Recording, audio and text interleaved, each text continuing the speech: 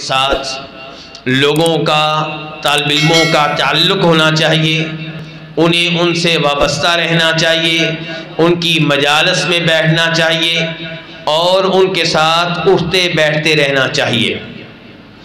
اس موضوع پہ تقریباً 7 منٹ گفتگو کی اور محترم شیخ زبیر مرجالوی حفظہ اللہ نے مجھ سے یہ مطالبہ کیا کہ آپ اسی موضوع پہ یہاں گفتگو کریں، تو اس لیے میں اسی موضوع پہ آپ کے سامنے گفتگو کرنا چاہوں گا۔ سب سے پہلے میرے بھائیوں، آپ یہ جانتے ہیں کہ علماء کرام اور دین کے طالب علم یہ اس زمین پہ سب سے افضل لوگ ہیں، ان سے افضل کوئی نہیں ہے۔ اور یہ میں نہیں کہہ رہا، یہ نبی علیہ الصلوۃ والسلام ارشاد فرما رہے ہیں کہ خیرکم من تعلم القرآن وعلم، تمام لوگوں میں سے سب سے افضل وہ ہے جو قرآن کا طالب علم ہے، جو قرآن کی تلاوت سیکھ رہا ہے، جو قرآن کا ترجمہ سیکھ رہا ہے، جو قرآن کی تفسیر سیکھ رہا ہے، جو قرآن کے احکام و مسائل معلوم کر رہا ہے، جو قرآن کا عقیدہ سیکھ رہا ہے۔ اور ایسے ہی تمام انسانوں میں سب سے افضل وہ ہے جو قرآن کی تلاوت سکھا رہا ہے، قرآن کا ترجمہ سکھا رہا ہے، قرآن کی تفسیر پڑھا رہا ہے، قرآن کے احکام و مسائل بتا رہا ہے، قرآن کے عقیدے سے لوگوں کو آگاہ کر رہا ہے۔ اور اللہ رب العزت علماء کرام کی شان بیان کرتے ہوئے ارشاد فرماتے ہیں انما یخشی اللہ من عبادہ العلماء، کہ صحیح معنوں میں جو اللہ سے ڈرنے والے ہوتے ہیں وہ کون ہوتے ہیں؟ اہل علم، جو جانتے ہیں اللہ کے ناموں کو، جو جانتے ہیں اللہ کی صفات کو، جو پہچانتے ہیں اللہ کی قدرت کو، جنہیں معلوم ہے اللہ کی عظمت، یہ سب سے زیادہ اللہ سے ڈرنے والے ہوتے ہیں۔ اور میں علماء حق کی بات کر رہا ہوں، میں ان علماء کرام کی بات کر رہا ہوں جو کتاب و سنت کی دعوت دیتے ہیں، میں ان علماء کرام کی بات نہیں کر رہا جو شرک و بدعات کی دعوت دیتے ہیں۔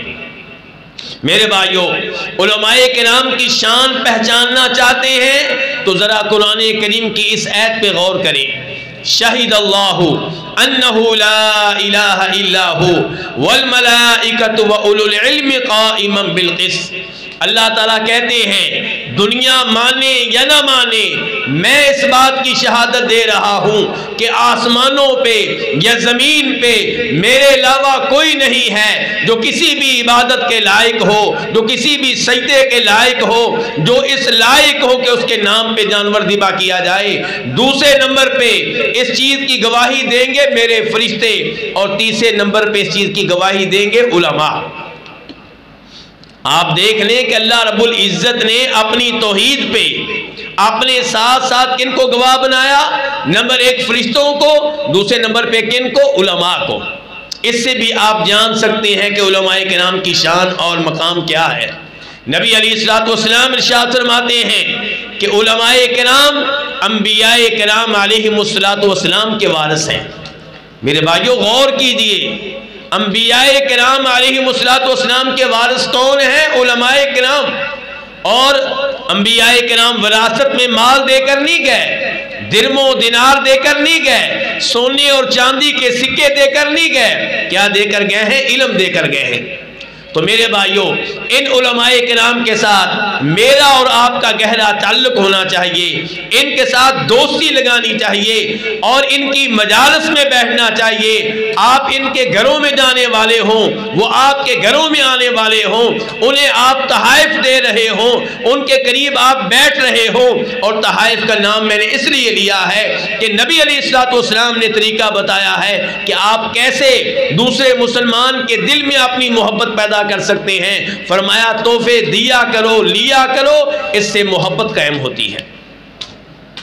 میرے بھائیوں، میں ان چند منٹوں میں علماء کرام کے قریب رہنے کے، ان کی مجالس میں بیٹھنے کے اور ان کے ساتھ اٹھنے بیٹھنے کے فوائد آپ کے سامنے رکھنا چاہوں گا۔ پہلا فائدہ یہ ہے کہ انسان علماء کرام سے وابستہ رہے تو کئی طرح کے فتنوں سے، بدعتوں سے محفوظ رہتا ہے۔ تو پہلا فائدہ کیا بتایا جی میں نے؟ انسان کس چیز سے محفوظ رہتا ہے؟ کئی طرح کے فتنوں سے محفوظ رہتا ہے۔ میرے بھائیوں، اس بارے میں چند مثالیں بھی آپ کے سامنے رکھنا چاہوں گا۔ آپ میں سے اکثر لوگوں نے عمرہ کر رکھا ہوگا، ایسے ہی ہے؟ جن لوگوں نے عمرہ کیا ہوا ذرا ہاتھ کھڑا کریں، مجھے پتا چلے کتنے لوگ ہیں۔ ماشاءاللہ، آپ نے دیکھا ہوگا کہ مسجد نبوی میں بہت سے علماء کرام درس دے رہے ہوتے ہیں۔ ان میں سے ایک عالم دین ہے شیخ عبد المحسن العباد، جنہوں نے انہیں دیکھا ہے یا ان کا نام سنا ہوا ہے یا نیٹ کے ذریعے دیکھا ہے، ذرا ہاتھ کھڑا کریں۔ ماشاءاللہ، الحمدللہ اہل علم موجود ہیں۔ شیخ عبد المحسن عباد کس عمر کے ہوں گے؟ تقریباً 90 سال کے ہوں گے۔ اور حافظ عبدالرشید اظہر رحمہ اللہ فوت ہو چکے ہیں، بہت بڑے عالم دین تھے۔ وہ ان کے بارے میں کہا کرتے تھے کہ یہ ملحق الاصاغر بالاکابر ہیں۔ یہ کیا چیز ہوتی ہے؟ کہا کرتے تھے یہ وہ عالم دین ہیں جنہوں نے بڑے بڑے علماء کرام کے ساتھ چھوٹے طالب علموں کو جوڑ دیا ہے۔ یعنی کہ بڑے بڑے علماء کرام پاکستان کے شیخ عبد المحسن عباد کے شاگرد ہیں، اور میرے جیسے طالب علم بھی ان کے شاگرد ہیں۔ یعنی کہ اگر حافظ ثناء اللہ مدنی رحمہ اللہ ان کے شاگرد تھے، مولانا عبدالسلام کیلانی ان کے شاگرد تھے، حافظ عبدالرشید اظہر ان کے شاگرد تھے، تو میرے جیسے طالب علم بلکہ میرے بعد بھی مدینہ میں جانے والے ان کے شاگرد ہیں۔ تو اس لحاظ سے میرے جیسے طالب علم بڑے بڑے علماء کرام کے ساتھ مل گئے اس معاملے میں، شاگردی کے معاملے میں۔ کس کی شاگردی؟ شیخ عبد المحسن العباد۔ اچھا، اب بتانا کیا چاہتا ہوں کہ جب ہم ان کے درس میں بیٹھا کرتے تھے، سنن ابی داؤد کا درس دیا کرتے تھے، انہی دنوں داعش نامی تنظیم نئی نئی سامنے آئی، اور پاکستان کے جذباتی نوجوانوں کی طرح سعودیہ کے بھی کئی جذباتی نوجوان داعش کے ساتھ منسلک ہونے لگے، داعش سے محبت کرنے لگے، اور یہ سمجھنے لگے کہ اب پوری دنیا میں اسلامی خلافت آئے گی۔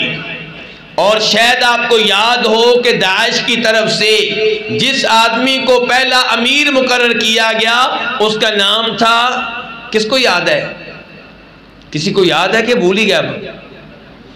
ابو بکر البغدادی۔ تو اس نے خطبہ دیا، اور خطبہ ایسے دیا جیسے کوئی مسلمان سربراہ ہوتا ہے پوری دنیا کا، اور خطبے میں الفاظ استعمال کیے وہ جو جناب ابو بکر صدیق رضی اللہ عنہ نے اپنے پہلے خطبے میں استعمال کیے تھے۔ چنانچہ اس نے کہا ولیت علیکم ولست بخیرکم، کہ لوگوں مجھے تمہارا خلیفہ مقرر کر دیا گیا ہے، تمہارا امیر المؤمنین بنا دیا گیا ہے، حالانکہ میں تم سے بہتر نہیں ہوں۔ تو شیخ عبد المحسن عباد مسجد نبوی میں درس دے رہے ہیں، اور ہم طالب علم یہ درس سن رہے ہیں۔ شیخ صاحب کے سامنے یہ خطبہ پڑھا گیا تاکہ شیخ صاحب اس خطبے پہ تبصرہ کر سکیں۔ تو شیخ صاحب نے ان الفاظ پہ تبصرہ کرتے ہوئے کہا کہ تیرا پورا خطبہ جھوٹ پہ مبنی ہے، باطل پہ مبنی ہے، سوائے ان الفاظ کے، کہ یہ الفاظ تمہارے بالکل ٹھیک ہیں کہ تو اس امت کا بدترین آدمی ہے، تو بہترین آدمی نہیں ہے۔ کیوں؟ اور میں کہنا کیا چاہتا ہوں؟ کہنا چاہتا ہوں کہ جب میرے جیسے طالب علم داعش کو مسلمانوں کے لیے ایک عظیم تنظیم سمجھ رہے تھے کہ اس کی وجہ سے انقلاب آئے گا، شیخ صاحب اس زمانے میں علم کی بدولت بتا رہے تھے کہ یہ لوگ فسادی ہیں اور فتنہ ہیں۔ اور کیا کہہ رہے ہیں؟ جو کہہ رہا ہے کہ میں خلیفہ ہوں کہ تو اس امت کا بدترین آدمی ہے۔ کیوں؟ کہا کہ کئی لوگوں کو چھریوں کے ذریعے تمہارے ہاں قتل کیا گیا، اگر تو نے آرڈر دیا تھا تو تو اس لحاظ سے بدترین آدمی ہے، اور اگر تو نے آرڈر نہیں دیا تھا تیرے علم میں یہ بات تھی، تو خاموش رہا تو اس لحاظ سے بدترین آدمی ہے۔ اور پھر شیخ عبد المحسن عباد نے اس موقع پہ کہا کہ اے نوجوانوں، علماء کرام کے ساتھ وابستہ ہو جائیں، اور پھر بتایا کہ انسان جب اہل علم کے ساتھ جڑ جائے تو کیسے فتنوں سے محفوظ رہتا ہے۔ مسلم شریف کی روایت بیان کی جس کے راوی ہیں یزید الفقیر۔ اس تابعی کا نام لیجئے ذرا، کیا نام لیا میں نے؟ یزید الفقیر کہتے ہیں کہ جب نئے نئے خوارج نکلے، آپ یوں سمجھے کہ اس زمانے کی داعش نکلی، کہتے ہیں نئے نئے خوارج نکلے تو ان کی رائے سے میں بھی متاثر ہوا، اور میں اور میرے نوجوان ساتھی ہم حج کے لیے گئے۔ ارادہ یہ تھا کہ پہلے حج کر لیں اور حج کے بعد بغاوت کا اعلان کر دیں گے، خروج کریں گے۔ جیسے ان نوجوانوں نے کیا کیا، بم دھماکے کیے، ہماری فوج پہ حملے کیے، ہماری پولیس پہ حملے کیے، بالکل یہی سوچ ان لوگوں کی تھی، خوارج کی۔ تو یہ یزید الفقیر کہتے ہیں کہ حج کرنے کے لیے ہم پہلے مدینہ گئے، مدینہ میں ایک ستون کے پاس بیٹھ کے درس حدیث دے رہے تھے مشہور و معروف صحابی جناب جابر بن عبداللہ رضی اللہ تعالی عنہما۔ جناب جابر درس کے دوران بیان کرتے ہیں کہ جنت میں کئی ایسے لوگ ہوں گے جنہیں جہنمی کہا جائے گا۔ جنت میں کئی ایسے لوگ ہوں گے جنہیں کیا کہا جائے گا؟ جہنمی۔ کیوں؟ کیونکہ یہ لوگ پہلے جہنم میں تھے، پھر جہنم سے نکال کر ان کو جنت میں بھیجا گیا، اس لحاظ سے ان کا لقب ہوگا کہ جہنمی۔ یزید الفقیر کہتے ہیں کہ میں نے اس پہ احتجاج کیا، میں نے اس پہ اعتراض کیا، میں نے کہا کہ حضرت یہ آپ کیا بیان کر رہے ہیں؟ آپ کی گفتگو قرآن کے خلاف ہے، قرآن تو یہ کہتا ہے۔ دھیان سے میرے وہ بھائی جو جوید امن غامدی کا درس سنتے ہیں، آج کل کے منکرین احادیث کا درس سنتے ہیں، وہ ذرا دھیان سے توجہ سے گفتگو سنیں کہ جناب جابر نے حدیث پیش کی ہے اور یہ یزید الفقیر حدیث کے مقابلے میں قرآن کی آیتیں پیش کر رہا ہے، اور کہتا ہے کہ قرآن تو یہ کہہ رہا ہے کہ ربنا انکا من تدخل النار فقد اخزیتا، کہ یا اللہ جس کو تو نے جہنم میں ڈال دیا وہ ذلیل و رسوا ہو گیا، یعنی کہ وہ اب کامیابی حاصل نہیں کر سکتا، یعنی کہ اب وہ جہنم سے جنت میں نہیں آ سکتا۔ یہ مسئلہ اخذ کیا ہے یزید الفقیر نے، اور کہا دوسرے نمبر پہ اللہ تعالیٰ فرماتے ہیں سورہ سجدہ میں کہ وہ لوگ جنہیں جہنم میں ڈالا جائے گا کلما ارادوا ان یخرجوا منها اعیدوا فیہا، جب بھی جہنم سے نکلنا چاہیں گے ہم دوبارہ انہیں جہنم میں پھینک دیں گے، ڈال دیں گے۔ تو قرآن کی ان دو آیتوں سے یزید الفقیر نے کیا مسئلہ اخذ کیا؟ کون سا نوجوان بتائے گا ذرا؟ جی، یعنی کہ جو جہنم میں گیا وہ ہمیشہ جہنم میں رہے گا، نبی علیہ الصلوۃ والسلام کی شفاعت سے جنت میں نہیں آ سکتا، کسی نبی کی شفاعت سے، کسی فرشتے کی شفاعت سے۔ اور خوارج میرے بھائیوں وہ شفاعت کے منکر ہیں۔ ایک طرف ہمارا واسطہ آج کل ان صوفیوں سے پڑا ہے جن کا عقیدہ یہ ہے کہ جس پیر کی ہم نے بیعت کر لی وہ ہمیں جنت میں لے کر جائے گا، چاہے ہم نمازیں پڑھیں نہ پڑھیں، روزے رکھیں نہ رکھیں، چاہے قبر والوں کو سجدے کریں، چاہے ان سے دعائیں کریں، چاہے ان کی عبادت کریں، چاہے ان کے نام پہ بکرے ذبح کریں، جنت میں داخل کروانا ان کی ذمہ داری ہے، کیونکہ یہ شفاعت کریں گے۔ تو انہوں نے شفاعت کے معاملے میں کیا کیا؟ غلو کیا، حد سے آگے نکل گئے۔ اور دوسری طرف خوارج ہیں وہ شفاعت کے بالکل منکر ہیں اور یہ عقیدہ رکھتے ہیں کہ جس نے بھی کبیرہ گناہ کر لیا، توبہ کیے بغیر فوت ہو گیا تو ہمیشہ جہنم میں رہے گا۔ اب ان دو آیتوں کو دلیل بنایا ہے کس نے؟ یزید الفقیر نے۔ میرے بھائیوں دھیان سے میں یہی پیغام دینا چاہتا ہوں کہ آج ہمارے کئی نوجوان ایک آیت کو پکڑ لیتے ہیں، کسی عالم دین سے رابطہ نہیں کرتے، علی مرزا انجینئر جیسے کسی آدمی کا درس سن لیا اور اس کی باتوں میں آ گئے۔ نہیں دیکھتے کہ دیگر احادیث کیا کہہ رہی ہیں، نہیں دیکھتے دیگر آیات کیا کہہ رہی ہیں، کسی پختہ عالم دین کے پاس نہیں بیٹھتے، علی مرزا جیسے کسی جذباتی آدمی کے پاس بیٹھ گئے، یا جاوید احمد غامدی جیسے کسی منکر حدیث کے پاس بیٹھ گئے، اور اس سے شدید نقصان ہوتا ہے۔ علماء کے ساتھ تعلق قائم کریں۔ جناب جابر نے اس سے کہا مجھے یہ بتاؤ تو نے قرآن پڑھا ہوا ہے، قرآن کی تلاوت کرتے ہو؟ یزید الفقیر کہنے لگا بالکل کرتا ہوں۔ کہا کیا تو نے قرآن میں مقام محمود کا تذکرہ نہیں پڑھا؟ جی پڑھا ہے۔ تو مقام محمود کا مطلب کیا ہے؟ جناب جابر کہتے ہیں مقام محمود کا مطلب یہی ہے کہ نبی علیہ الصلوۃ والسلام کو اللہ تعالیٰ مقام شفاعت میں فائز کرے گا، اور آپ شفاعت کریں گے، اور آپ کی شفاعت سے اہل توحید کئی جہنمیوں کو جہنم سے نکال کر جنت میں بھیج دیا جائے گا۔ یزید الفقیر کہتے ہیں یہ درس سننے کے بعد ہم نوجوان الگ جمع ہوئے تو میں نے کہا بھائی یہ بزرگ صحابی جھوٹ نہیں بول رہے، صحیح حدیث بیان کر رہے ہیں، ہمیں ان کی باتوں پہ غور کرنا چاہیے۔ چنانچہ ہم نے غور کیا اور ہم سب خروج والے عقیدے سے، بغاوت والے عقیدے سے توبہ طائب ہو گئے۔ ہم میں سے صرف ایک نوجوان اپنی گمراہی پہ جاری و ساری رہا، باقی ہم سب نے توبہ کر لی۔ تو یہ غلط عقیدہ، اس سے توبہ کی ہے کس کی وجہ سے؟ علماء کرام کی مجلس میں بیٹھنے کی وجہ سے۔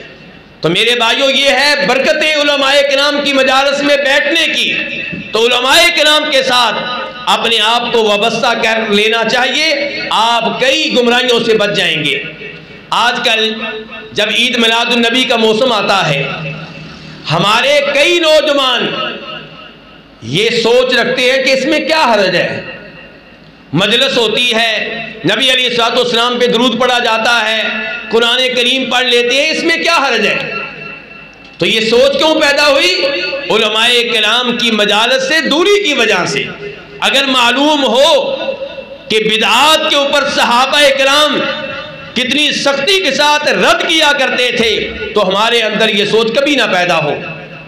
آپ نے دیکھا ہوگا کہ عید میلاد النبی کی ایک مجلس ہوئی، اور مجلس میں شریک اہل حدیث عالم دین کیا دلیل پیش کر رہے ہیں کہ امام ترمذی نے باب قائم کیا ہے، باب ما جاء فی میلاد النبی صلی اللہ علیہ وسلم، کہ وہ احادیث جن کا تعلق نبی علیہ الصلوۃ والسلام کی پیدائش سے ہے۔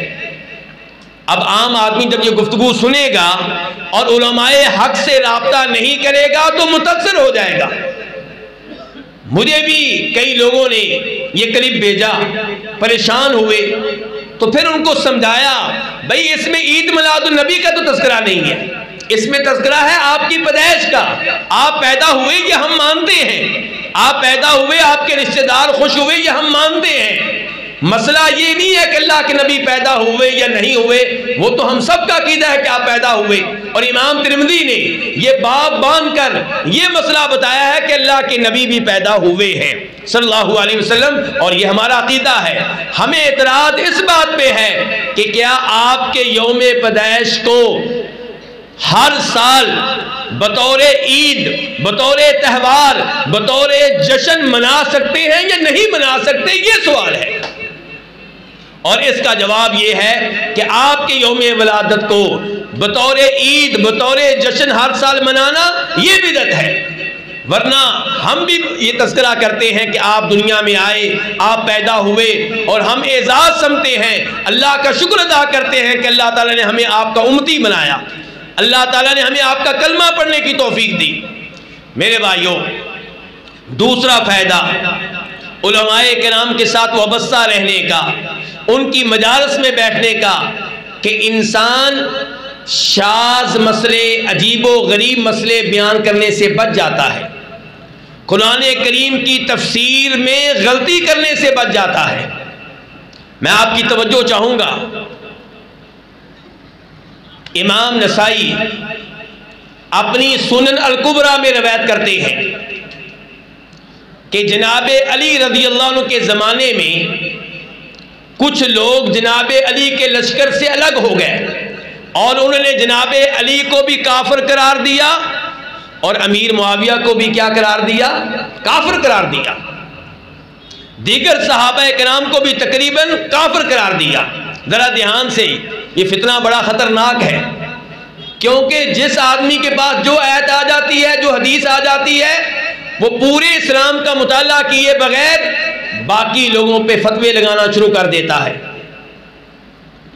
جیسے جب ہمارے اہل حدیثوں میں جہاد کی دعوت عام ہوئی تو میں اس موضوع پہ گفتگو نہیں کرنا چاہتا، میں صرف یہ کہنا چاہتا ہوں کہ ان دنوں میں ہمارے جذباتی نوجوان مدارس کے شیخ الحدیث کو منافق سمجھا کرتے تھے کہ یہ بخاری پڑھا رہے ہیں، مدرسے میں بیٹھے ہوئے جہاد کے لیے نہیں جاتے۔ وہ اللہ کا شکر ہے کہ اب لوگوں کے خیالات ٹھیک ہو گئے ہیں، اب ایک دفعہ پھر سے علماء کرام کی قدر کی جا رہی ہے، علم کا مقام و مرتبہ بیان کیا جا رہا ہے، وہ جذباتی نوجوان بھی توبہ طیب ہو چکے ہیں۔ لیکن اس زمانے میں بوڑھے شیوخ الحدیث جو 60 سال سے اپنا من مار کے 8,000 تنخواہ پہ 10,000 تنخواہ پہ مدارس میں بیٹھے ہوئے تھے، جو میرے نزدیک اللہ کے ولی ہیں، لیکن وہ جذباتی نوجوان ان کو کیا سمجھ رہے تھے کہ یہ منافق ہیں۔ تو میرے بھائیوں، یہ روایت ذرا دھیان سے سنیے گا۔ جناب علی کو اور دیگر صحابہ کرام کو کافر قرار دینے والے کون تھے؟ یہ ان کا نام لیجئے، خوارج، باغی لوگ، وقت کے حکمران سے بغاوت کرنے والے۔ اور یہاں پہ میں یہ بھی بیان کر دوں، آپ کا تعلق مسلم لیگ سے ہے یا پی ٹی آئی سے، میرا یہ موضوع نہیں ہے، لیکن ایک بات بتا دوں، حکمران عمران خان ہو یا نواز شریف ہو یا شہباز شریف ہو، جو بھی مسلمان حکمران بن جائے اس کو حکمران ماننا ہوگا، اور اس کے خلاف خروج کرنا، بغاوت کرنا اسلام میں اس کی اجازت بالکل نہیں ہے۔ صحابہ کرام کا یہ عقیدہ نہیں ہے کہ بغاوت کی جائے حکمرانوں سے۔ احادیث ایک نہیں ہے، دو نہیں ہے، تین نہیں ہے، بہت زیادہ احادیث ہیں، علماء کرام بیٹھے ہوئے ان سے پوچھ لیں، جن میں نبی علیہ الصلوۃ والسلام نے وقت کے حکمرانوں کی بات سننے اور ماننے کا حکم دیا ہے، چاہے وقت کا حکمران فاسق ہو چاہے فاجر ہو، جب تک آپ اس کو مسلمان مانتے ہیں آپ کو اس کی اطاعت کرنا پڑے گی۔ البتہ جو اس کا غلط آرڈر ہوگا، ایک غلط آرڈر یا دو غلط آرڈر، وہ آپ نہیں مانیں گے۔ تو جناب علی کو ان خوارج نے کافر قرار دیا۔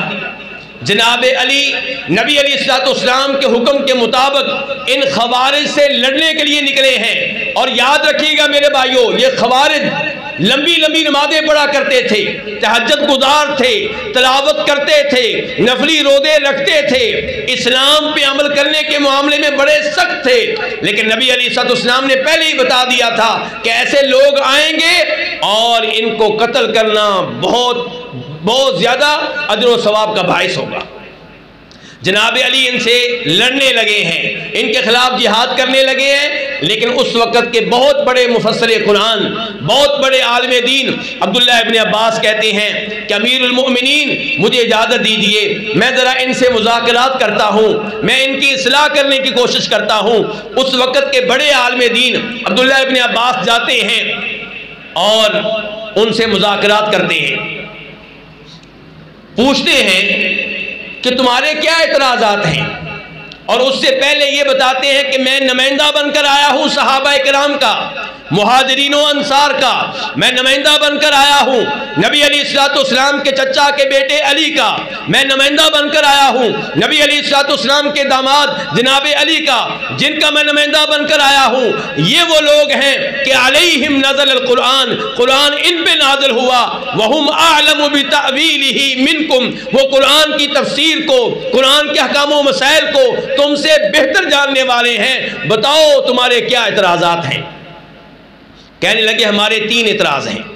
میرے بھائیوں توجہ سے سنیے گا ذرا، کہنے لگے ہمارے 3 اعتراض ہیں۔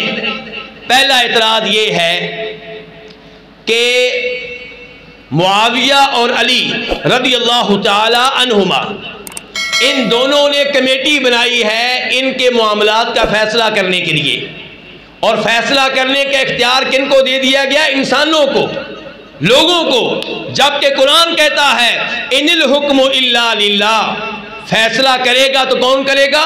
اللہ کرے گا، فیصلے کا اختیار صرف اللہ تعالیٰ کو ہے۔ اب دیکھیں انہوں نے کیا پیش کیا؟ قرآن کی آیت، یہ میں بتانا چاہتا ہوں کئی دفعہ انسان ایک آیت کو پکڑ کے بیٹھ جاتا ہے اور قرآن کریم کی دیگر آیات کو نظر انداز کر دیتا ہے، یہیں سے گمراہ ہوتا ہے۔ تو اب انہوں نے آیت پیش کی ہے کہ قرآن کہتا ہے ان الحکم الا للہ، کہ فیصلہ کرنے کا اختیار صرف اللہ کو ہے، اور انہوں نے انسانوں کو اختیار دے دیا ہے، تو یہ قرآن کے منکر ہوئے، کافر ہو گئے۔ دوسرا اعتراض کیا ہے جی؟ دوسرا اعتراض یہ ہے کہ جب ان کی آپس میں لڑائیاں ہوئیں، ان لڑائیوں میں ہم بھی جناب علی کے لشکر کا حصہ تھے، تو جناب علی نے فتح پانے کے بعد اپنے مخالف لشکر کے لوگوں کو قیدی نہیں بنایا، ان کی عورتوں کو لونڈیاں نہیں بنایا، ان کے مال کو بطور مال غنیمت کے وصول نہیں کیا۔ اگر یہ ان کو مسلمان سمجھتے ہیں تو لڑائی کیوں لڑی، اور اگر کافر سمجھتے ہیں تو انہیں غلام کیوں نہیں بنایا، ان کی عورتوں کو لونڈیاں کیوں نہیں بنایا، ان کے مال کو مال غنیمت کے طور پہ کیوں نہیں لیا؟ دلائل کیسے ہیں؟ بڑے زبردست ان کے دلائل ہیں، بڑے زبردست ان کے دلائل ہیں۔ اور تیسرے نمبر پہ یہ کہا کہ جب ان کا آپس میں معاہدہ ہوا تو معاہدے میں جناب علی، تو میں کہہ رہا ہوں وہ جناب علی نہیں، وہ تو کافر علی کہتے تھے، تو علی نے اپنے نام کے ساتھ امیر المؤمنین نہیں لکھا۔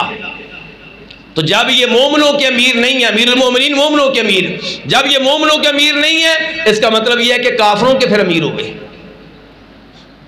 ہمارے جذباتی نوجوانوں کی گفتگو آج کل ایسے ہی ہوتی ہے۔ ہم کئی دفعہ کہتے ہیں نا کہ بھائی یہ بات کفریہ ہے، لیکن بات کرنے والے کو ہم کافر نہیں کہیں گے۔ کہتے ہیں عجیب بات کرتے ہیں مولوی صاحب آپ، جب اس نے الفاظ جو کہے ہیں وہ خود آپ کہہ رہے ہیں کہ وہ کفریہ ہیں، تو جس نے الفاظ کہے وہ کافر ہوا۔ ہم کہتے ہیں نہیں، الفاظ کفریہ ہیں، عمل کفریہ ہے، لیکن بندے کو نام لے کے ہم کافر نہیں کہیں گے۔ تو ذرا یہ گفتگو اب دھیان سے سنیے۔ اعتراضات کرنے والوں نے اعتراضات کر لیے اور بیٹھے ہوئے ہیں اس وقت کے بہت بڑے عالم دین عبداللہ ابن عباس کی مجلس میں، علماء کرام کی مجالس میں بیٹھیں گے، آپ کے شکوک و شبہات کا ازالہ ہوگا۔ کہا جہاں تک تعلق ہے پہلے اعتراض کا، تو تم لوگوں نے ایک آیت پڑھی ہے، اب دو تین آیتیں مجھ سے بھی سن لیں۔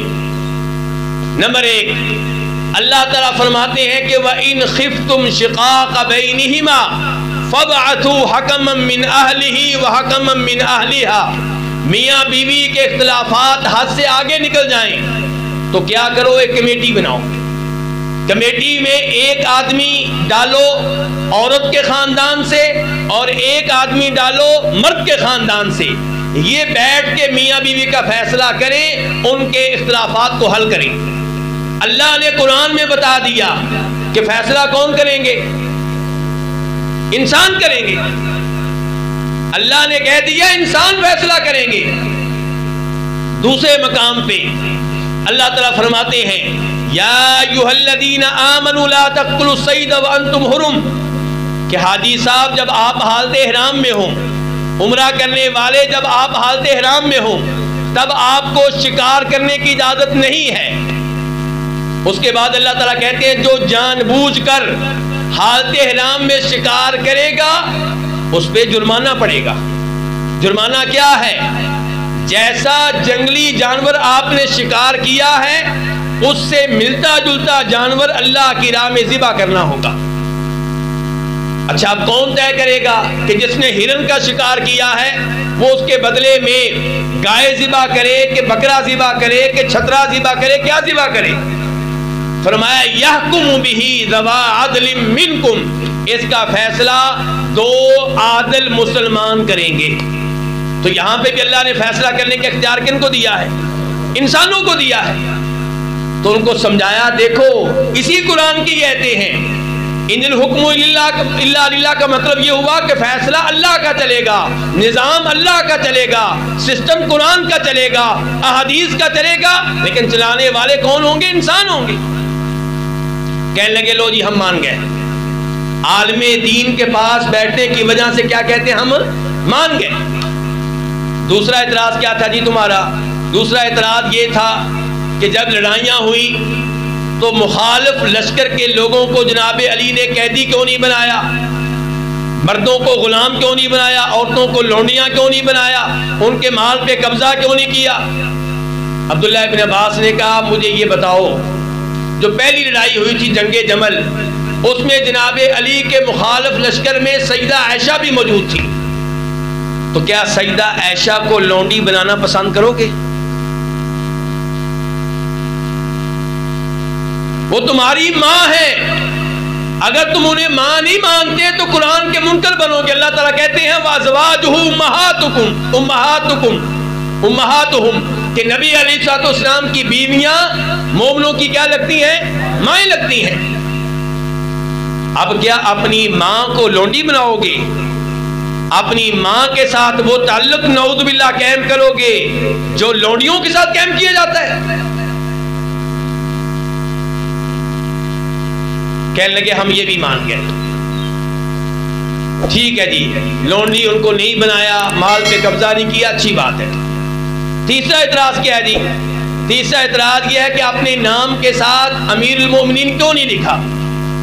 ہوا یہ تھا میرے بھائیوں کہ جب جناب امیر معاویہ اور جناب علی کے مابین معاہدہ ہونے لگا تو جناب امیر معاویہ نے کہا تھا کہ میں فی الحال آپ کو خلیفہ مسلمین نہیں مانتا کیونکہ میرا آپ سے جھگڑا چل رہا ہے، تو اگر آپ اپنے نام کے ساتھ امیر المومنین لکھیں گے کہ آپ مومنوں کے امیر ہیں، میں آپ کو مومنوں کا امیر تسلیم کر لوں تو پھر میرا اختلاف کس بات کا؟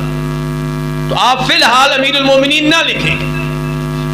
تو جناب علی نے جھگڑے سے بچنے کے لیے کہا چلو ٹھیک ہے، میرے نام سے امیر المومنین مٹا ڈالو، مٹا دیا گیا، معاہدہ ہو گیا۔ عبداللہ ابن عباس کہتے ہیں مجھ سے حدیث سنو، جب نبی علیہ السلام کا حدیبیہ کے مقام پہ معاہدہ ہوا تھا کن کے ساتھ؟ بولیے ذرا، سیرت کی کوئی کتاب پڑھی ہوئی آپ لوگوں نے؟ میرے وہ بھائی جنہوں نے سیرت کی کوئی پوری کتاب پڑھی ہو ذرا ہاتھ کھڑا کریں، سیرت کی پوری کتاب کوئی پڑھی ہو، ایک کتاب پڑھی ہو کوئی، صحیح ہاتھ کھڑا کریں صحیح طرح۔ انا للہ و انا الیہ راجعون۔ اہل توحید کی مسجد، اہل حدیث کی مسجد اور نبی علیہ السلام کی سیرت پہ جنہوں نے پوری کتاب پڑھی ہے شاید 3 ہاتھ کھڑے ہو گئے۔ اب اگر میں یہ سوال کر لوں کہ آپ لوگوں نے انڈیا کی فلمیں کتنی دیکھی ہیں تو کتنے ہاتھ کھڑے ہوں گے؟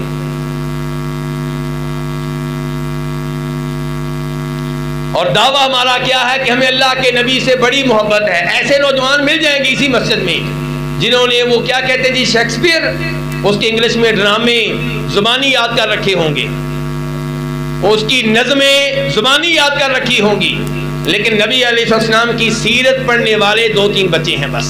چلیں اللہ تعالی ہم سب کو توفیق دے۔ ویسے اگر آپ پڑھنا چاہیں تو کتاب کا نام کیا ہے؟ بہترین کتاب الرحیق المختوم، جس کو پہلا انعام ملا تھا، ایسے ہی ہے نا؟ تو یہ آپ کے گھر میں کتاب کب تک آ رہی ہے جی؟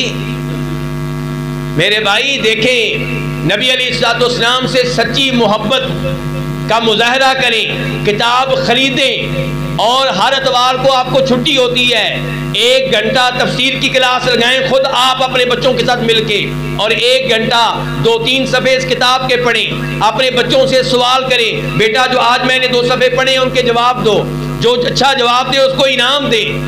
اس طرح اپنے بچوں کے دلوں میں نبی علیہ السلام کی محبت داخل کریں۔ اچھا، جو رحیق المختوم پڑھ چکے ہیں وہ اب کون سی کتاب پڑھیں؟ اس سے اچھی یہ کتاب ہے میرے بھائیوں، سیرت نبوی، ڈاکٹر مہدی رزق اللہ۔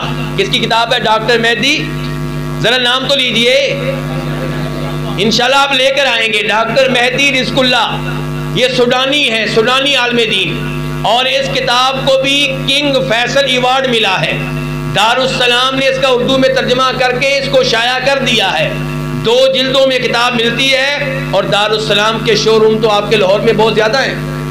پہلی فرصت میں کتاب خریدیں، اور یہ کتاب اس لحاظ سے پہلی کتاب سے بھی بہتر ہے کہ اس کا حاشیہ بڑا قیمتی ہے، لکھا ہوا ہے کہ یہ واقعہ ثابت ہے یا ثابت نہیں ہے، تو آپ ان کتابوں کا مطالعہ کریں۔ تو بتانا یہ چاہ رہا تھا کہ صلح حدیبیہ جب ہوئی تو نبی علیہ السلام نے جناب علی سے کہا تھا کہ علی لکھو معاہدہ، لکھو کہ یہ معاہدہ ہو رہا ہے محمد الرسول اللہ کے مابین اور مکہ کے قریش کے مابین۔ تو قریشی کہنے لگے اگر ہم آپ کو اللہ کے رسول مانتے ہوتے تو جھگڑا کس بات کا تھا؟ ہم آپ کو رسول نہیں مانتے، یہ رسول اللہ کے الفاظ مٹائیں گے تو معاہدہ ہوگا، ورنہ کوئی معاہدہ نہیں ہوگا۔ تو نبی علیہ السلام نے جناب علی سے کہا یہ رسول اللہ کے الفاظ مٹا دو۔ جناب علی نے کہا اللہ کے رسول مجھ میں تو ہمت نہیں ہے۔ آپ نے کہا مجھے بتاؤ کہاں لکھے ہوئے ہیں یہ الفاظ؟ آپ کو الفاظ بتائے گئے تو آپ نے اپنے ہاتھوں سے ان کو مٹا دیا۔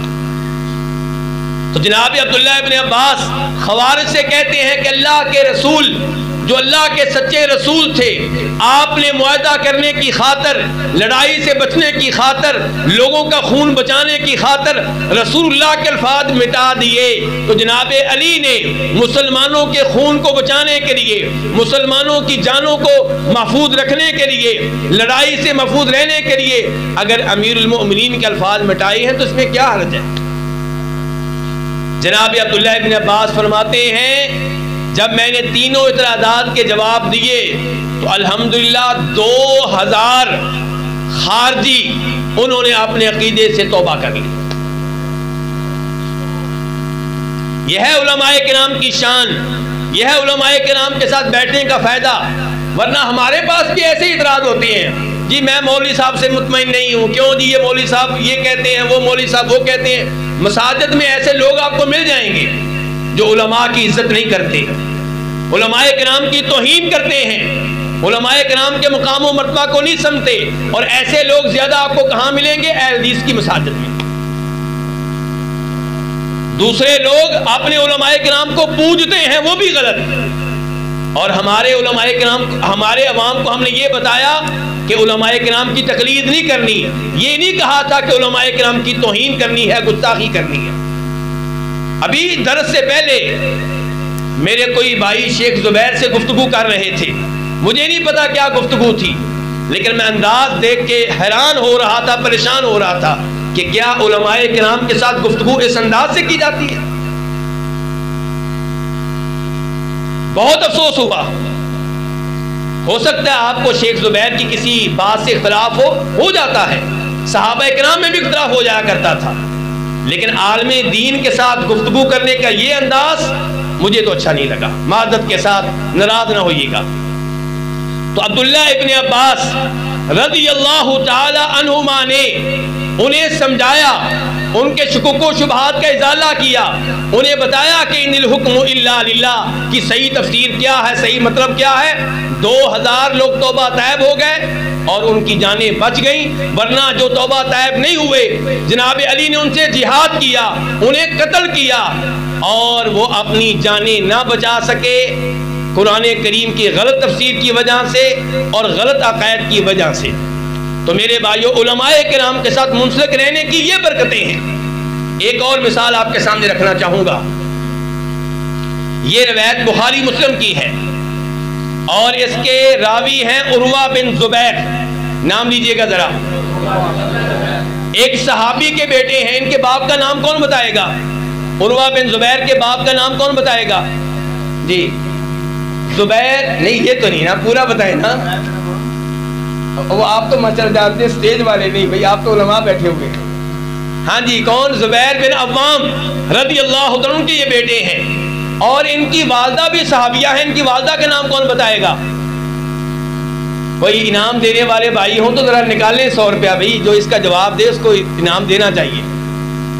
نہیں موبائل میں نہ دیکھیں، موبائل میں تو نہیں دیکھ رہے۔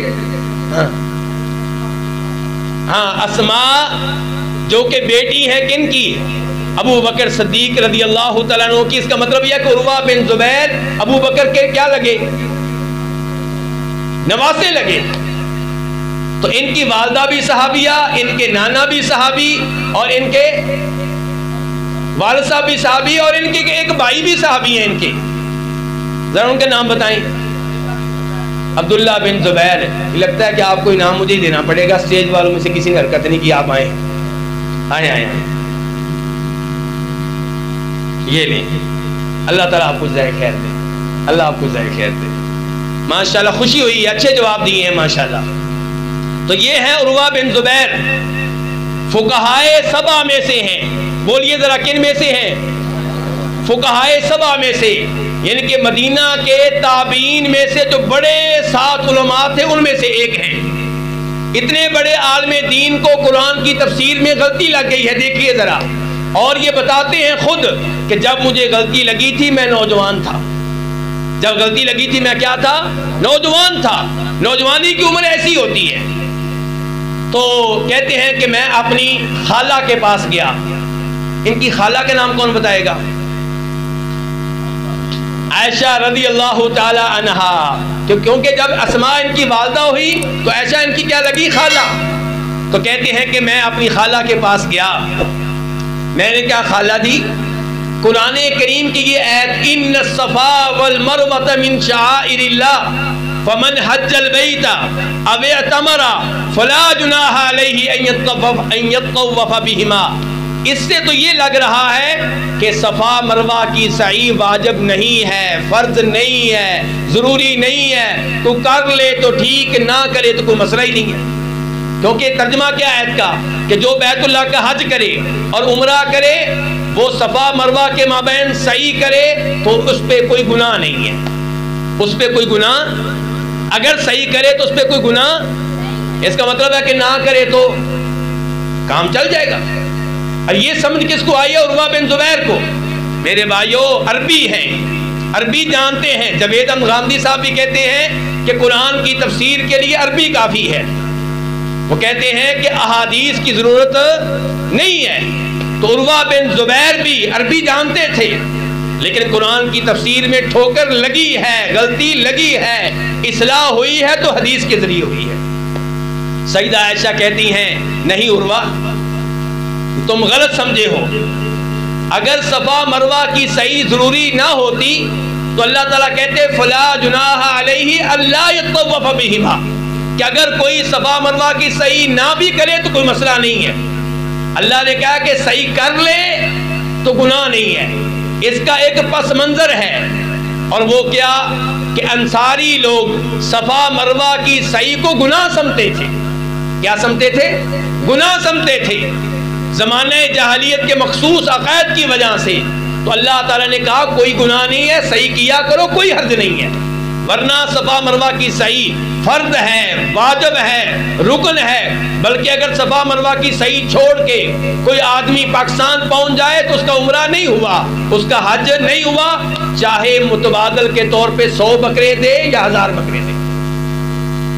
کئی غلطیاں ایسی ہوتی ہیں جہاں بکرے کام نہیں آتے، جیسے نماز میں اگر کسی کا رکوع رہ جائے اور اس کے بدلے میں 2 سجدہ سہو کر لے، کام چل جائے گا؟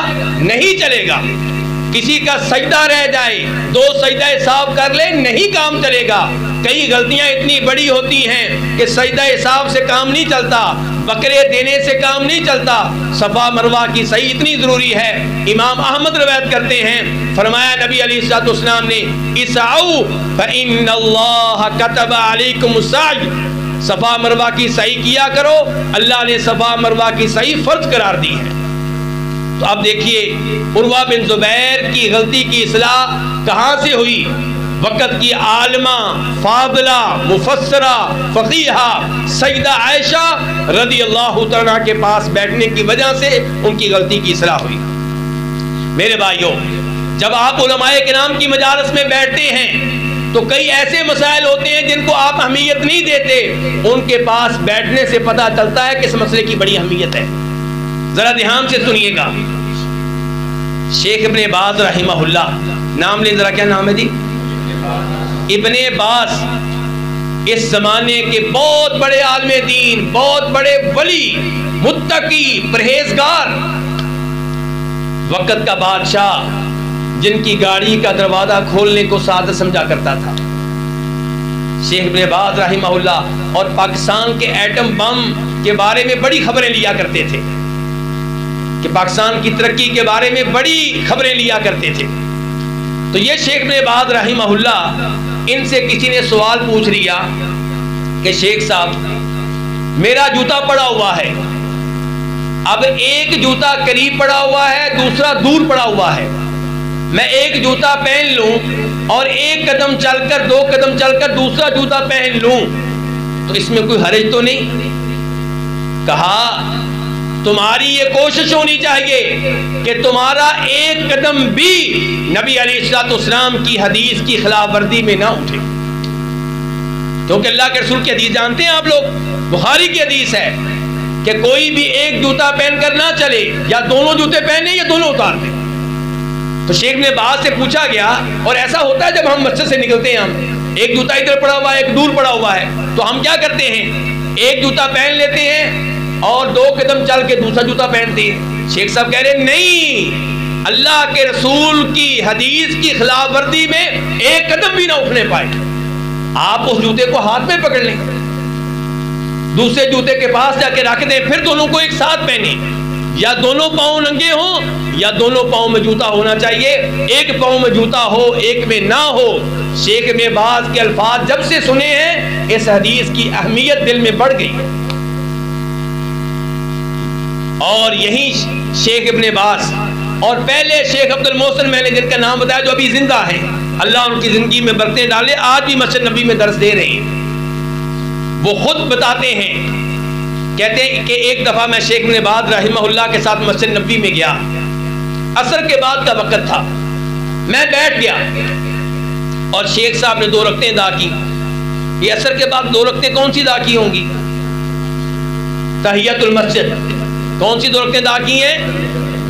اور فرماتے ہیں نبی علیہ الصلوۃ والسلام، بخاری شریف کی حدیث ہے، ابو قتادہ اس کے راوی ہیں، کہ جب بھی تم میں سے کوئی مسجد میں آئے، اذا دخل احدکم المسجد فلا یجلس حتی یصلی رکعتین، جب بھی کوئی مسجد میں آئے 2 رکعتیں ادا کیے بغیر نہ بیٹھے۔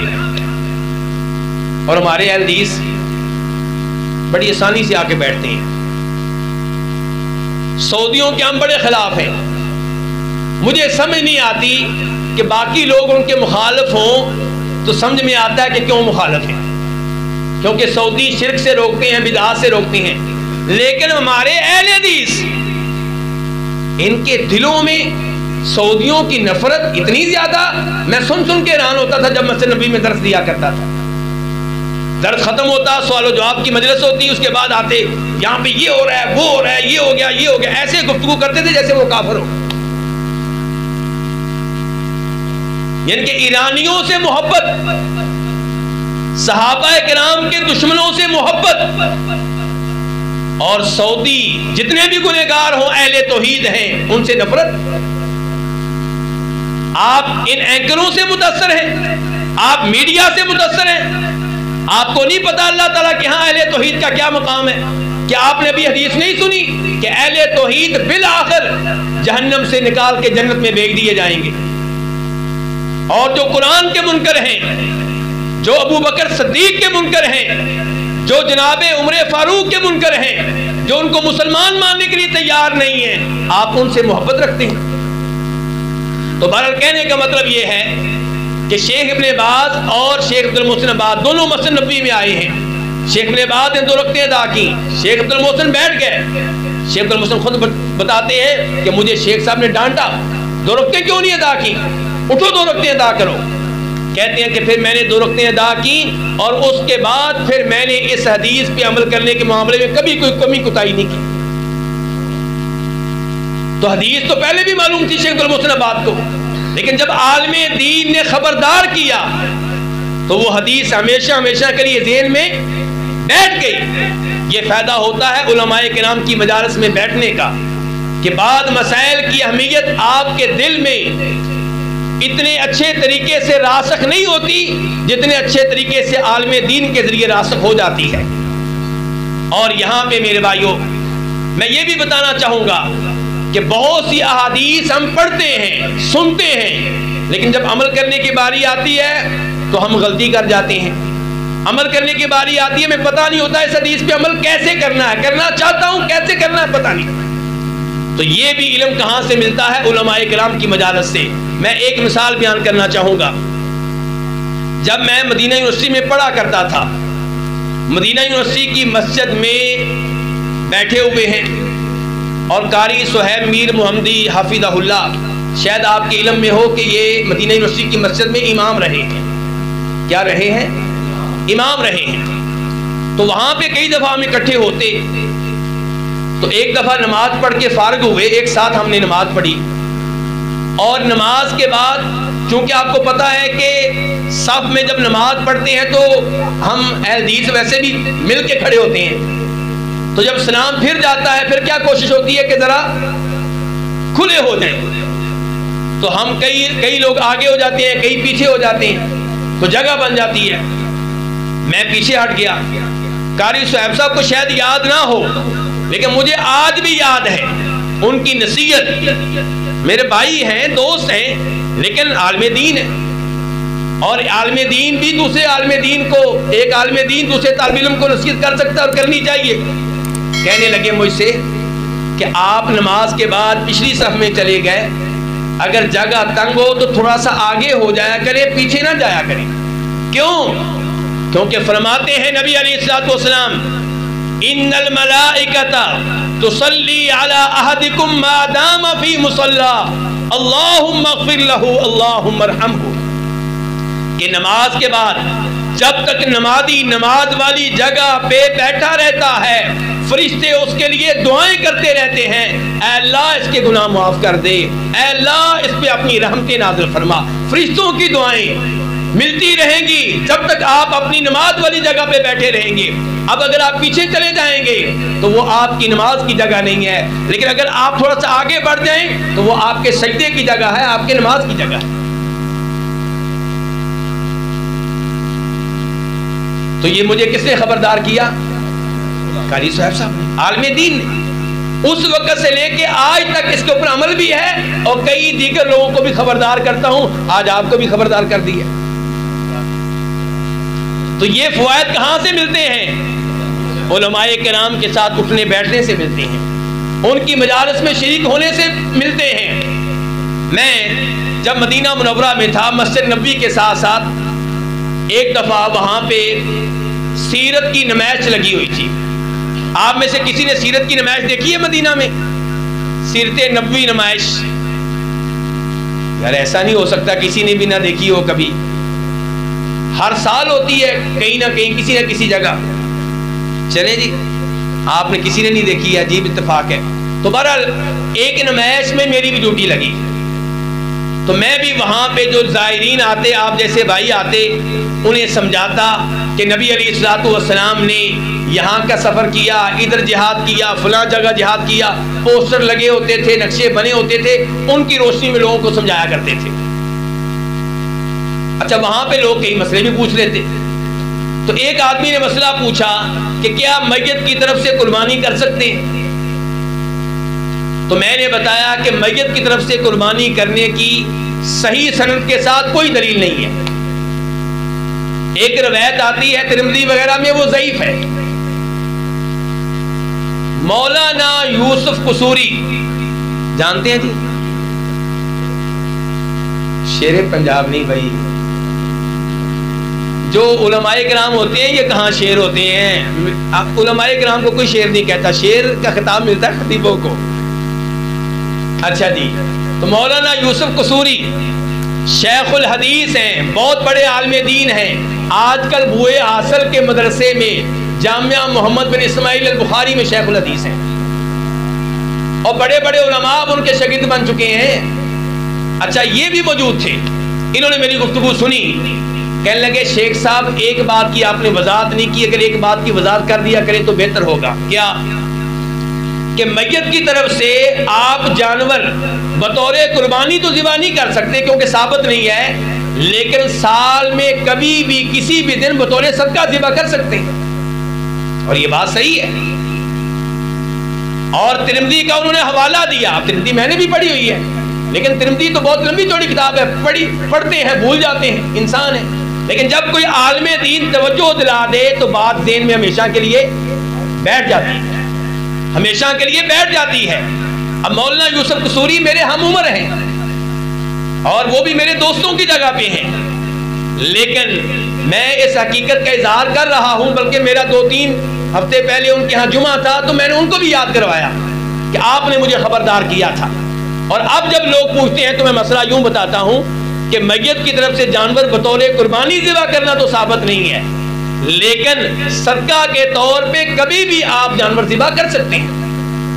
تو میرے بھائیوں علماء کرام کی مجالس سے ایسے موتی ملتے ہیں، قیمتی فوائد ملتے ہیں۔ علماء کرام کی مجالس میں بیٹھتے رہنا چاہیے۔ اور اگر آپ میرے بھائی دھیان سے، اگر آپ کسی عالم دین سے ناراض ہیں، سنیے گا ذرا میری گزارش، آپ اپنی مسجد کے امام صاحب سے ناراض ہیں، خطیب صاحب سے ناراض ہیں، ان کے خلاف باتیں کرتے ہیں اپنے بچوں کے سامنے، نمازیوں کے سامنے، تو یاد رکھیے گا آپ بہت بڑے جرم کا ارتکاب کر رہے ہیں۔ عام مسلمان کی غیبت کرنے کی اجازت نہیں ہے، عالم دین کی غیبت کرنا تو اس سے کہیں بڑا جرم ہے۔ عالم دین کی غیبت کریں گے کیا نقصان ہوگا؟ اب بچوں کے سامنے آپ باتیں کرتے رہتے ہیں، مولوی صاحب ایسے کرتے ہیں، مولوی صاحب ایسے کرتے ہیں، قاری صاحب ایسے کرتے ہیں، تو آپ کے بچے کے دل میں علماء کرام کی محبت کی بجائے کیا بیٹھ جاتی ہے؟ پھر آپ اس کو کہتے ہیں آؤ خطبہ جمعہ کے لیے، وہ دھیان سے خطبہ جمعہ سنتا ہی نہیں، کیونکہ اس کو مولوی صاحب سے نفرت ہے۔ مولوی صاحب مسئلہ بتائیں وہ توجہ نہیں دیتا، کیونکہ اسے مولوی صاحب سے نفرت ہے۔ تو آپ نے اپنے بچے کے دل میں خود ہی دین کی نفرت ڈال دی ہے، جب آپ نے مولوی صاحب کی نفرت اپنے بچے کے دل میں ڈالی۔ آپ کو چاہیے یہ تھا کہ آپ اپنے بچوں کو یہ تعلیم دیتے کہ بیٹا جیسے میں ہر مہینے فلاں عالم دین کی دعوت کرتا ہوں، ان کا کھانا رکھتا ہوں، ان کے ساتھ سوال و جواب کی مجلس کرتا ہوں، بیٹا میرے مرنے کے بعد بھی یہ سلسلہ ٹوٹنے نہ پائے۔ ہونا تو یہ چاہیے، لیکن ہم کیا کر رہے ہیں؟ علماء کرام کی نفرت بچوں کے دلوں میں، پوتوں کے دلوں میں اور نمازیوں کے دلوں میں داخل کر رہے ہیں، اور سمجھتے ہیں کہ میں نے بہت بڑا جہاد کیا ہے۔ آپ کو کس نے کہہ دیا کہ عالم دین سے غلطی نہیں ہوتی؟ آپ کو کس نے کہا کہ عالم دین جو ہیں وہ فرشتے ہیں؟ عالم دین انسان ہیں، ان سے غلطیاں ہوتی ہیں، ان کی غلطیوں پہ پردہ ڈالیے۔ جب آپ ان کی غلطیوں پہ پردہ ڈالیں گے، اللہ رب العزت آپ کی غلطیوں پہ پردہ ڈالے گا، اور اس سے دین کی عزت میں اضافہ ہوگا۔ لوگ ایسے عالم دین کی گفتگو سنتے رہیں گے، اس کے فتوے کو قبول کرتے رہیں گے، خوش دلی سے اس کے پیچھے نمازیں پڑھتے رہیں گے، اور اگر آپ صبح و شام اس کے خلاف تقریریں کریں گے، باتیں کریں گے، تو کیا ہوگا؟ اس کی محبت نمازیوں کے دلوں سے اٹھ جائے گی، اور ایک دن اس کو مسجد سے نکال دیا جائے گا۔ اور یاد رکھیے گا، میں کئی دفعہ مسجد نبی میں بھی کہا کرتا تھا، سوال آیا کرتا تھا میرے پاس بہت، کیا جی یہ مولوی جو تنخواہ لیتے ہیں یہ جائز ہے؟ یہ لوگوں کا پسندیدہ سوال ہے۔ کون سا سوال ہے؟ پسندیدہ سوال۔ اللہ اکبر۔ چند دن پہلے کسی بھائی کی پوسٹ آئی، بڑی پیاری پوسٹ تھی ویسے وہ، اس نے کہا کہ یہ ختنے کرانا، کیوں جی یہ دین کا حصہ ہے کہ نہیں ہے؟ تو ختنے کرانے والے کو کیوں دیتے ہیں اجرت اس کے اوپر؟ نمازوں کی باری آتی ہے، آپ کہتے ہیں یہ عبادت ہے، مولوی صاحب کو تنخواہ نہیں لینی چاہیے۔ ختنے کرنے والا بھی آپ کے دین پہ عمل کر کے جاتا ہے، اس کو پیسے کیوں دیتے ہیں؟ یہ جو آپ کو عمرے پہ بھیجتے ہیں، عبادت کے لیے بھیجتے ہیں کہ کھیلنے کے لیے، ان کو پیسے کیوں دیتے ہیں؟ اور آپ کیا سمجھتے ہیں کہ آپ کا عالم دین دنیا کمانے میں آپ سے پیچھے ہے؟ اللہ کی قسم، جو دین کا امام ہے وہ کاروبار میں اگر آئے تو آپ سے آگے نکلے گا، آپ سے آگے نکلے گا۔ لیکن یہ لوگ من مار کر بیٹھے ہوئے ہیں، کیوں؟ کہ باہر نکلیں گے تو ہمارا علم ضائع ہو جائے گا، باہر نکلیں گے تو درس قرآن دینے کی سعادت سے محروم ہو جائیں گے، درس حدیث دینے کے اعزاز سے محروم ہو جائیں گے۔ اور آپ ہیں کہ آپ سمجھتے ہیں کہ شاید یہ ہماری تنخواہ کا بھوکا ہے۔ جو تنخواہ آپ دیتے ہیں، آج اس تنخواہ کی کیا حیثیت ہے؟ علماء کرام کی قدر کریں، ان کی عزت کو سمجھیں، ان کے مقام و مرتبہ کو جانیں۔ اللہ نے آسمانوں سے گواہی دی ہے کہ علماء توحید، علماء حق، یہی اللہ تعالیٰ سے سب سے زیادہ ڈرنے والے ہیں۔ انہی کے بارے میں اللہ تعالیٰ کہتا ہے یرفع اللہ الذین آمنوا منکم والذین اوتوا العلم درجات۔ اللہ اہل ایمان کو بھی درجے دے گا، اور اہل ایمان میں سے جو اہل علم ہیں انہیں اللہ تعالیٰ مزید مقام اور مراتب اور درجے دے گا۔ تو سوال کیا آتا ہے؟ جی تنخواہ یہ لیتے ہیں، میرے بھائیوں پتہ ہے یہ تنخواہ کس چیز کی لیتے ہیں؟ یہ تنخواہ اس چیز کی لیتے ہیں کہ آپ ان کو گورتے ہیں. جیسے تھوڑی دیر پہلے شیخ زبیر صاحب کو گورا گیا تھا, یہ اس چیز کی تنخواہ لیتے ہیں. کیا کسی کی جرت ہے اگر یہ امام نہ ہو تو ان کو گورے؟ کہتے ہیں جی نماز تو پڑھنی ہوتی ہے, اس کے پیسے کیوں لیتے ہیں؟ اگر نماز کا مسئلہ ہے تو نماز میری مرضی جس مرضی مسجد میں پڑھوں, نماز میرے اوپر واجب ہے, لیکن یہ واجب نہیں ہے کہ 5 نمازیں آپ کی مسجد میں پڑھوں.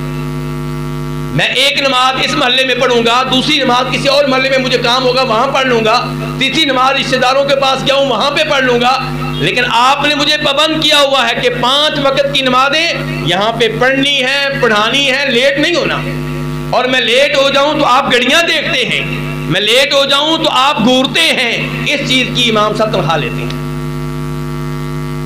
یہ جو آپ نے ان کو پابند کر رکھا ہے, یہ جو آپ نے کہہ رکھا ہے کہ آپ کو صرف 1 چھٹی ہے, 2 چھٹیاں نہیں ہیں. اور علماء کرام سے میں یہ کہنا چاہوں گا کہ ازمائشیں آنا, ایسے جملے سننا جو تکلیف دہ ہوں, یہ انبیاء کرام علیہم السلام کی سنت ہے.